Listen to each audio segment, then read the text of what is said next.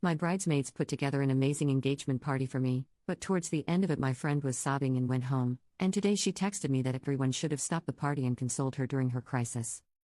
I have a friend of about 10 years, let's call her L, that I asked to help with my wedding by being my day of coordinator. I'm a wedding planner myself, I just need someone I can trust to pull off the timing.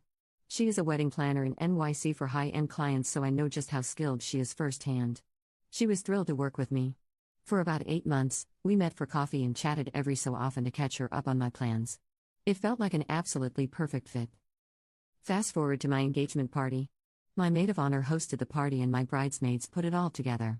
It was a beautiful masterpiece and could not have been any better. It was magical. Until about 1 hour before the end. All of a sudden my friend Elle is in tears. She informs me that she remembered that today was the anniversary of a really traumatic event in her life and she was having a panic attack.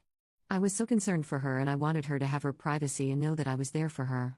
I sat with her after my maid of honor consoled her and we hugged and cried together as I talked her through it.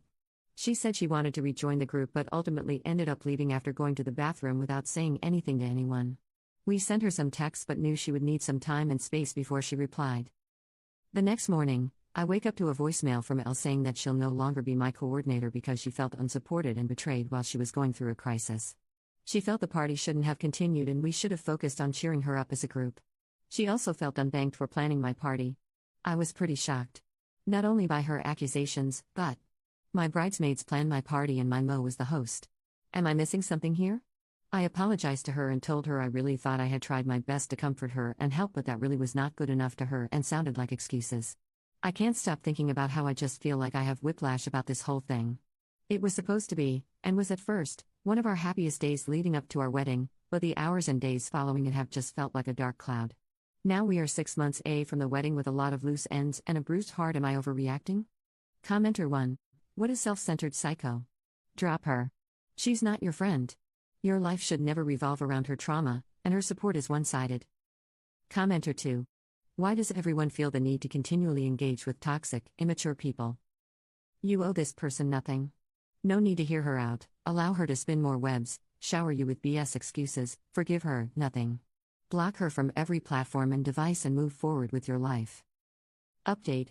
Hey everyone, I have an update. My ex-wedding coordinator, after apparent deliberation in the past few weeks, is saying she realizes now how selfish she had been and how poorly she treated me at and surrounding the party. I feel like my mom must have said something to her. I only know what I've been able to gather from her 45-second voicemails that she's been leaving me before they cut her off. She seems to be sincere in wanting to apologize face to face, and that's okay I guess, but I'm just struggling with whether or not it's even right for me to be friends with someone like this, even if they're not invited to the wedding and don't live near me. And how do you be friends with someone you wouldn't invite to your wedding, not because the guest list is full, but no matter how long or short the guest list was? I haven't heard her out yet, but she's asking for some form of communication with me.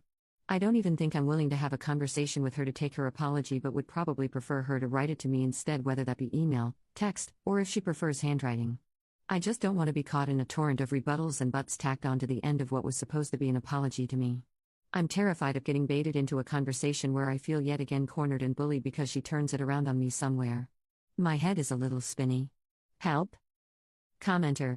It sounds like you're not really interested in being friends with her, totally fair, and I'd feel the same TBH. If it was me, I'd probably text and say, hey, I got your messages, I'm not in a place where I want to be talking to you right now and just want to focus on wedding planning and events.